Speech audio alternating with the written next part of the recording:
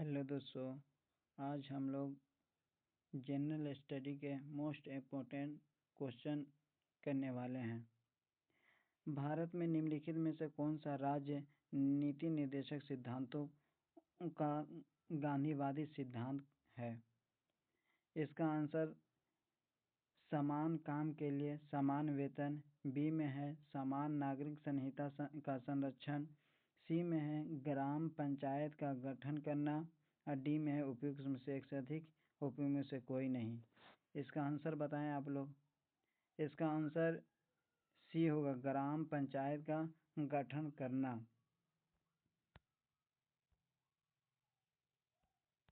इसका कुछ व्याख्या देख लें। ग्राम पंचायत का गठन, गांधी जी का सपना था कि ग्राम स्वराज, इसलिए संविधान के नीति निर्देशक सिद्धांतों में ग्राम पंचायत का गठन गांधीवादी सिद्धांत मानता है। दूसरी क्वेश्चन देखो, भारतीय संविधान का निम्नलिखित में से कौन सा अनुच्छेद जबरन श्रम को प्रतिबंधित करता है और शोषण को रोकता है? श्रम मतलब काम हो गया दोस्तों।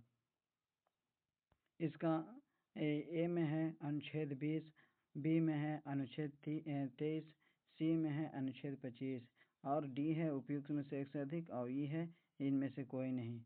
आप लोग इसका आंसर बताएं। बी का आंसर होगा, दो का आंसर होगा बी, अनुच्छेद 23। चलिए आगे देखें, इसका कुछ व्याख्या देख लेते हैं। अनुच्छेद 23, जबरन श्रम, श्रम मतलब हो गया काम, और बेगारी को प्रतिबिंब करता है। यह मानव शोषण की रोकथाम को से जोड़ती है। क्वेश्चन नंबर 3, संविधान अनुसूचित जाति और अनुसूचित जनजाति आदेश द्वितीय संशोधन विधेयक 2022 ने उत्तर प्रदेश के कुछ हिस्सों में समुदाय के अनुसूचित जनजातीय के रूप में मान्यता दी गई है। इसका जवाब बताएं। ए में है गोंड जनजाति, बी में है भील जनजाति, सी में है चेंचू जनजाति। इसका आंसर होगा दोस्तों, इसका आंसर ये होगा गोंड जनजाति। चलिए आगे इसकी कुछ व्याख्या देखें। गोंड, इसका आंसर गोंड जनजाति है। 2022 के संशोधन के अनुसार उत्तर प्रदेश के कुछ जिलों जैसे सोनभद्र, मिर्जापुर आदि के गोंड समुदाय को अनुसूचित जनजाति का दर्जा दिया गया है। क्वेश्चन नंबर 3 देखें दोस्तों, निम्नलिखित में से किस अनुच्छेद के दोहरे दंड के बारे में बताया गया है कि जिसके अनुसार किसी भी व्यक्ति पर एक ही अपराध के लिए एक से अधिक बार मुकदमा ना चलाया जाए और ना उसे दंडित किया जाए? ए में है अनुच्छेद 21 के 2, बी में है अनुच्छेद 22 के 2, सी में है अनुच्छेद 20 के 2, उपयुक्त डी में है उपयुक्त में से एक से अधिक और ई में है इनमें से कोई नहीं। इसका जवाब दें आप लोग। 4 का आंसर होगा सी, अनुच्छेद 20। अनुच्छेद 20 के 2 और दोहरे दंड के निषेध से संबंधित है। किसी व्यक्ति को एक ही अपराध के लिए दोबारा दंडित नहीं किया जा सकता है। अनुच्छेद 20 के 2 कहता है कि कोई भी गुनहगार कोई भी गुनाह करेगा तो उसको एक ही दंड दिया जाएगा, उसको दोहरे मुकदमा नहीं दिया जाएगा। क्वेश्चन नंबर 5 देखें दोस्तों, निम्नलिखित में से कौन सा स्वास्थ्य के अधिकार अधिनियम 2022 लागू करने वाला पहला भारतीय राज्य बन गया है? ए में है पंजाब, बी में है राजस्थान, सी में है हरियाणा, डी में है उपयुक्त में से एक से अधिक, ई में है इनमें से कोई नहीं। इसका आप लोग जवाब दें दोस्तों। इसका 5 का आंसर होगा राजस्थान। राजस्थान ने 2022 में स्वास्थ्य के अधिकार अधिनियम पारित कर पहला राज्य बना है जिसने नागरिकों को स्वास्थ्य को कानूनी अधिकार दिया है। क्वेश्चन नंबर 6 देखें दोस्तों, हिमनद प्रवाह द्वारा उकेरी गई पहाड़ियों के एक अंडाकार की श्रृंखला का नाम बताएं।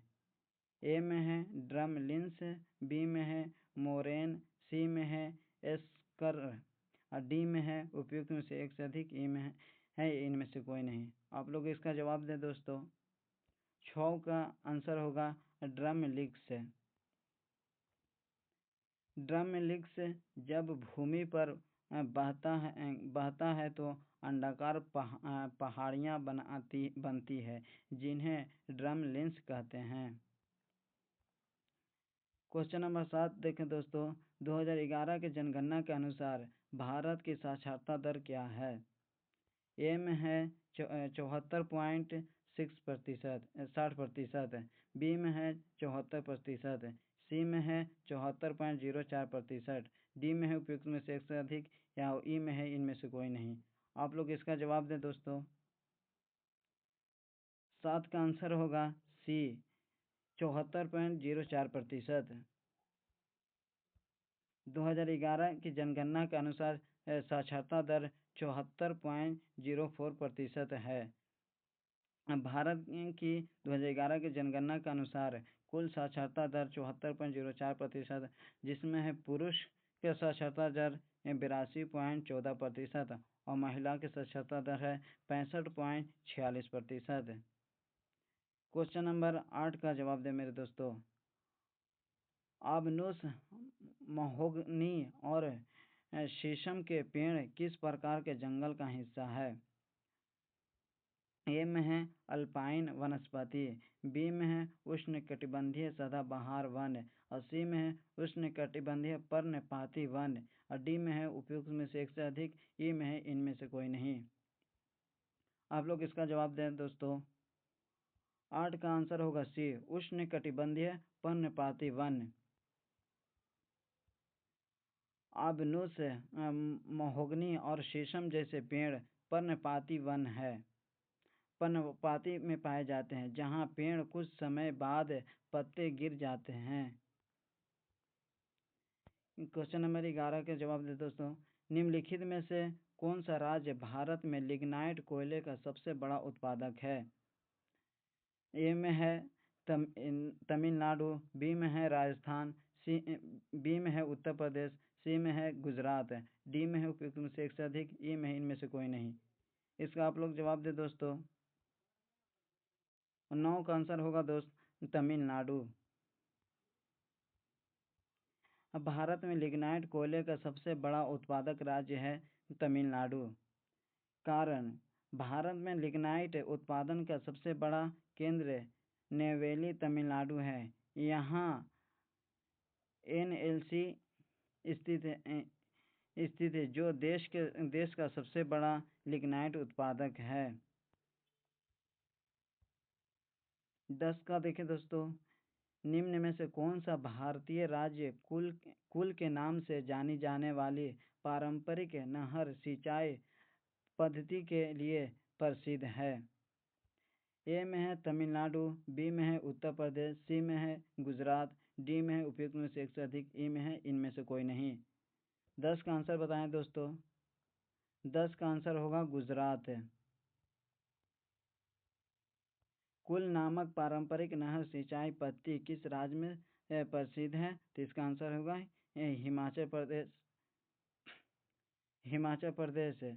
कारण हिमाचल प्रदेश पर्णपातीय क्षेत्र में कुल नाम छोटी नहरों का निर्माण किया जाता है जो बर्फ पिघलाने वाले पानी या नदियों से खेतों तक सिंचाई के लिए पानी पहुंचाती है। यह पारंपरिक तकनीक है। आज के लिए इतने ही दोस्तों, फिर मिलते हैं अगली वीडियो में।